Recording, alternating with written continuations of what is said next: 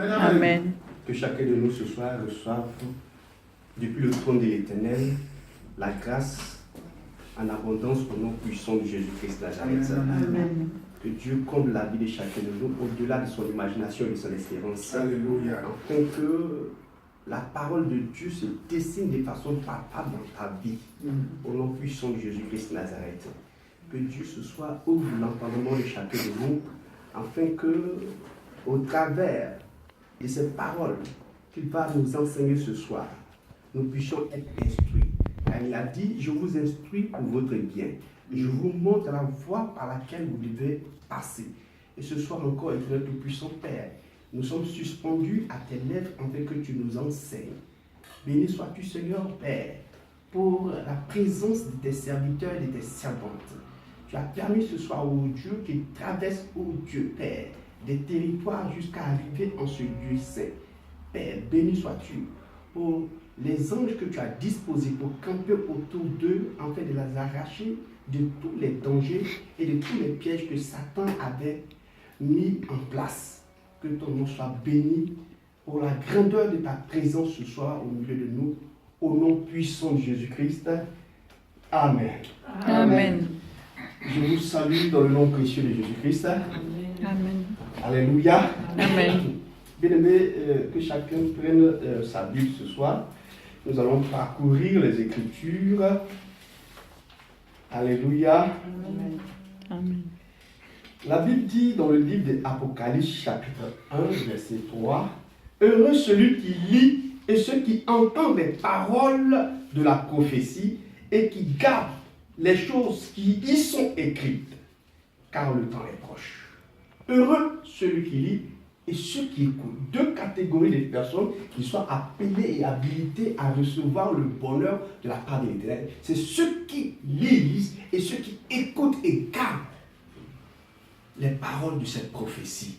Et parce que vous êtes cela même que Dieu a localisé et que Dieu a sélectionné ce soir, que cette parole pénètre dans la vie de chacun de nous, mais au plus profond de soi, et qu'elle te transforme de façon tangible et réelle au nom puissant de Jésus-Christ Nazareth. Amen. Gloire à Jésus-Christ. Amen. Vous savez, Josué n'a pas été entraîné de façon particulière à la guerre. Josué qui devait remplacer, qui a remplacé Moïse, Dieu ne l'a pas pris à part et dit, allons dans un camp militaire, je vais t'entraîner comment tu vas vaincre les géants. Alléluia, quelqu'un me suit? Oui, amen. Il n'a pas dit, allons-y, j'ai des généraux qui sont allés à l'école de guerre, ils vont venir t'entraîner. Voici, je vais te montrer une voie par excellence par laquelle tu dois passer afin de pouvoir vaincre tous ceux qui habitent à Canaan, de ce que vous prenez possession de vos possessions. Il dit que ce livre de la loi ne s'éloigne pas de ta bouche. C'est pourquoi, bien aimé, il faut que tu aies toujours en ta présence le livre de la loi. Le livre de la loi est le seul qui peut t'amener à réussir dans n'importe quelle entreprise. Sinon, Dieu a dit effectivement que nous sommes comme des arbres plantés près d'un courant d'eau qui donnent leurs fruits en sa saison. Et dont le feuillage ne flétrisse point. Tout ce qu'ils font leur réussit. Tout ce qu'ils font. Et c'est sur la base, n'est-ce pas, de la parole. Josué n'est pas rentré dans un dojo pour apprendre les arts martiaux. Mais il s'est attaché aux secrets qui sont cachés dans la Bible. Et le Saint-Esprit lui a révélé des grandes choses. C'est pourquoi je prie ce soir que le Saint-Esprit nous révèle des grandes choses afin que nous puissions être plus que Josué au nom de Jésus-Christ. Amen. Nous allons aborder ce soir un sujet très important qui a traversé les siècles. Ce sujet-là existe avant que Jésus ne vienne, après que Jésus ne vienne. Ce sujet-là, il est toujours à l'ordre du jour. Et ce sujet-là fait qu'aujourd'hui, il y a beaucoup de divisions dans le monde. Et même au sein de l'église de Jésus-Christ Nazareth. La question est de savoir, mais où est la vérité? Qu'est-ce qu'est la vérité? C'est-à-dire, qui est le véritable Dieu? Amen. Qui est le Dieu réel? parti aujourd'hui en Arabie Saoudite, vous n'êtes même pas besoin de partir là-bas, ici, à Paris, beaucoup sont musulmans. Et ils tiennent également un petit livre de couleur noire. La plupart des Bibles sont noires. Donc eux aussi, ils ont un petit livre noir. Maman, laisse-moi voir ta couleur. C'est pas noir. Ah, tu vois, mais maintenant, on commence à varier. Sinon, toutes les Bibles là, hein, généralement, c'est noir. Eux aussi, ils ont un petit livre noir qu'on appelle Coran, dans lequel se trouvent des principes et un certain Dieu qu'ils disent avoir réglementé ces choses-là et qui, selon eux, est le véritable. Et beaucoup suivent ce Dieu, cette religion. On voit en ce livre-là. Mais vous savez, Dieu a payé un prix fort pour que l'humanité soit sauvée. Et nous regardons ces populations aller de ce côté. Parce qu'ils y croient fermement. Ils y croient absolument. Quand vous allez partir chez les hindous aussi, et là-bas ils ont un petit livre qu'on appelle Vedas. Oui, qui contient aussi leur vérité biblique. Oui, c'est pas biblique, mais leur vérité divine. Et ce n'est pas le fait que tu prennes ta Bible que tu as chez les hindous, ils sont au moins plus de 800 millions. Tu as prêché l'évangile, ils vont dire, ma chère, j'ai ça là, pour nous aussi. Il s'appelle Bouddha. Il est né d'une vierge aussi. Est-ce qu'il dit, oui, bien sûr, on dit Bouddha, il est né d'une vierge. Mais où est la vérité? Où est la vérité? Chez les, comment on les appelle, les religieux chrétiens, ils ont des livres kabbalistiques. Ah oui, ils y croient fermement, dur comme fer. Là, tu ne peux pas les faire bouger là. Alors que Christ, il veut que tous parviennent au salut. Mais est-ce que vous savez le nombre de personnes qui meurent par jour et qui ne sont pas chrétiennes? Dans le monde entier, qu'on appelle les statistiques, c'est plus de 200 000 personnes. Il n'y a pas de 200 personnes, 200 000 personnes qui meurent par jour. Où vont-ils? Combien de chrétiens nés de nouveau, véritablement, sont dans ces 200 000 et plus là, qui meurent chaque jour? La deuxième plus grande religion au monde, c'est l'islam. Et puis l'islam évolue à une vitesse. J'ai lu les statistiques que l'islam évolue 7 fois plus que la chrétienté. 7 fois plus que la chrétienté. Mais vous faites le constat. Hein? Où vont-ils? Mais à voir les choses aujourd'hui de près, comme il y a parfois une confrontation, mais nous, la vérité de l'autre côté, la preuve c'est que nous, on a le dessus en tout. Ah oui, quand tu regardes les commerces, qui tient les commerces? Mais c'est eux. Et nous, on prétend avoir le véritable. On prétend avoir celui, mais eux, ils disent que non, c'est Mohamed qui est le vrai. Les bouddhistes disent que c'est Bouddha aussi qui est le vrai. Il faut que cette question soit tranchée. Parce que moi, j'ai la certitude que c'est Jésus qui est le véritable. Mais il faut que cette question-là soit tranchée une bonne fois pour toutes. Dans l'Ancien Testament, il a fallu que cette question soit tranchée. Elle a été tranchée par un homme. Il s'appelle Élie. Du temps du roi Akab. La Bible dit que les gens se sont détournés de Dieu, à commencer par le roi qui a été établi. Akab, avec sa femme Jézabel. Tout roi en Israël est d'abord un avant de devenir roi. Mais lui, après avoir reçu l'onction, il s'est détourné. Il appartenait maintenant à un autre Dieu ou à d'autres divinités. Nous allons lire le texte tout à l'heure, mais il y a quelque chose qui m'a intrigué. Élie a dit une chose. Il dit, il y a 450 prophètes de Baal et 400 autres de Astarté, mais moi je suis resté seul prophète de l'Éternel. Où étaient passés les autres? Certainement qu'ils se sont convertis en d'autres prophètes, certainement de Baal ou de Astarté. Et c'est eux qui mangeaient à la table de Jézabel. Qu'est-ce que je vais vous dire en ce temps-là, la famine frappait parce que Élie avait parlé. Élie avait parlé contre Israël en fermant le ciel. Pour avoir à manger, certainement, les prophètes d'antan qui appartenaient à l'Éternel se sont convertis en prophètes de Baal, afin d'être reçus à la table de Jézabel. Amen. Beaucoup aujourd'hui s'en vont chez Baal pour avoir à manger. Rares sont les prophètes de l'Éternel derrière. Mais il a fallu que cette question de vérité soit tranchée. Est-ce les Baal qui sont véritables? Est-ce Astarté qui est véritable? Ou alors est-ce l'Éternel des armées? Est-ce Bouddha ou est-ce Jésus? Est-ce Mahomet ou est-ce Jésus? Est-ce Krishna?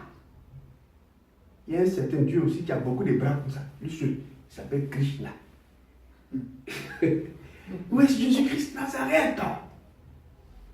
Il faut que la question sur la vérité divine soit tranchée. Et Élie a trouvé l'occasion de le faire. Élie a trouvé l'occasion de le faire. En affrontant plus de 850 prophètes, de faux prophètes. Il dit les récessions. 450 prophètes de Baal, 400 prophètes d'Astarté contre lui seul. Il dit aujourd'hui on va trancher la question pour voir de quel côté se trouve le véritable Dieu. Pour que le peuple choisisse une bonne fois pour toutes et suive le réel Dieu. Mais ce que nous constatons aujourd'hui, nous n'avons pas l'audace. Nous les chrétiens. Nous n'avons pas l'audace d'affronter ces genres de situations-là pour montrer à tous qui est le véritable. Nous n'avons pas l'audace. Nous sommes confinés dans nos limites, renfermés dans nos petites limites. On fait les choses entre nous. Et tout ce que vous voyez qui vont chez Bouddha, qui vont chez n'importe quel autre Dieu que vous pouvez citer, sont des créatures de Dieu. Ils étaient à l'image de Dieu. Dieu les aime. C'est-à-dire que Dieu a tellement aimé le monde qu'il a donné la vie de son Fils avec quiconque. Il a donné sa vie au monde. Il n'a pas dit il a donné la vie de son Fils aux chrétiens. Il a dit au monde. Le monde est considéré de tout cela. Est-ce que nous voyons l'ampleur de la perte de Dieu? Alors que Dieu a racheté l'humanité à un grand prix. Un grand prix. Le prix de la vie de son Fils unique, Jésus. Qu'il a donné en rançon. Par amour pour l'humanité. Qu'il a créé à son image et à sa ressemblance. Mais l'humanité va à la dérive. Alors que c'est à nous que le relais a été passé aujourd'hui. Il dit, tel que le Père m'a envoyé, moi aussi je vous envoie.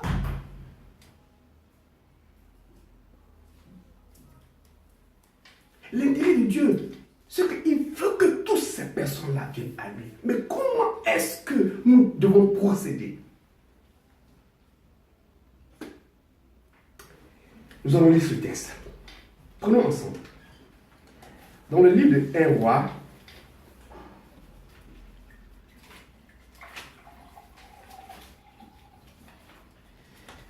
chapitre 18.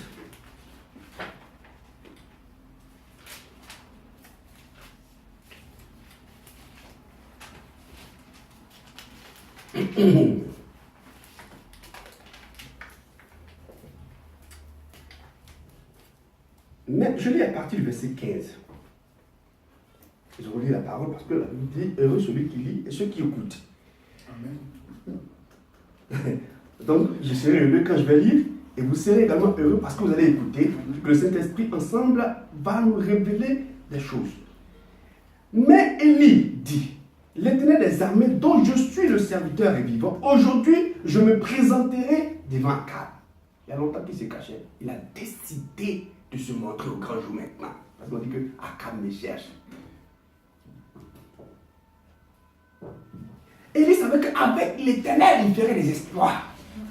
Nous le chantons, mais est-ce que nous sommes prêts à le vivre? C'est nous qui vont poser le pas de l'audace afin que Dieu nous accompagne. Tant qu'Élie ne serait pas décidé, les choses qui arrivent ne seraient même pas arrivées.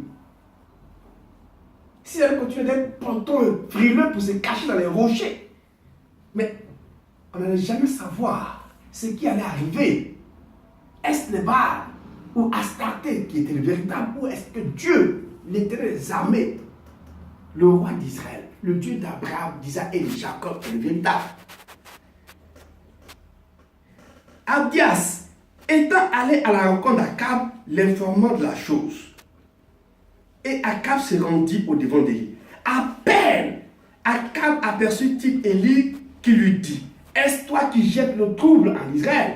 Élie répondit, je ne trouble point Israël, c'est toi au contraire, et la maison de ton père, puisque vous avez abandonné les commandements de l'Éternel et que vous êtes allés après les Baals. Oh, regardez un homme audacieux qui parle à un roi. Comme David. Il dit, je viens contre toi au nom de l'Éternel. Le Dieu d'Israël que tu as injurié. Un enfant de 17 ans. Comme un géant, aguerri à la guerre, formé à la guerre. Et il savait qu'avec Dieu, il lui ferait des espoirs. Comme il savait qu'avec Dieu, avec l'Éternel, lui, il allait faire des espoirs en face de ce Akab et toute sa clique de faux prophètes. Et il dit, c'est toi qui troubles Israël, parce que tu t'es détourné. Donc il y a des troubles dans un pays. Mais regardons la tête. Ce n'est pas pour rien que Dieu a dit, bon, qu'à prier pour les autorités. Et puis, mais au lieu de passer le temps à prier pour les autorités, si nous-mêmes on devient autorité, ça fait quoi? Non, un autre jour on va parler de ça. Non, il n'y a pas de justice dans le pays. Si nous-mêmes on devient juge, ça fait quoi? Si un chrétien né de nouveau devient juge ou président de la cour, du tribunal, ça fait quoi? On vous a expliqué de ça? Alors, le premier commandeur d'Israël, c'était le juge. C'est Dieu qui a établi la fonction de juge. Amen. Alors, on est là toujours à pointer le doigt. Oh, ils sont mauvais, ils sont mauvais. Et si les chrétiens nés de nouveau prennent la place, ça fait quoi? Oui. On n'a pas d'audace. Et il répondit donc que c'est toi plutôt. Fais maintenant rassembler tout Israël auprès de moi à la montagne de Carmel. Et aussi les 450 prophètes Baal et les 400 prophètes d'Astarté qui mangent à la table de Jézabel. Ils étaient privilégiés parce qu'ils prophétisaient le mensonge. On a vu ça dans mon pays en Côte d'Ivoire.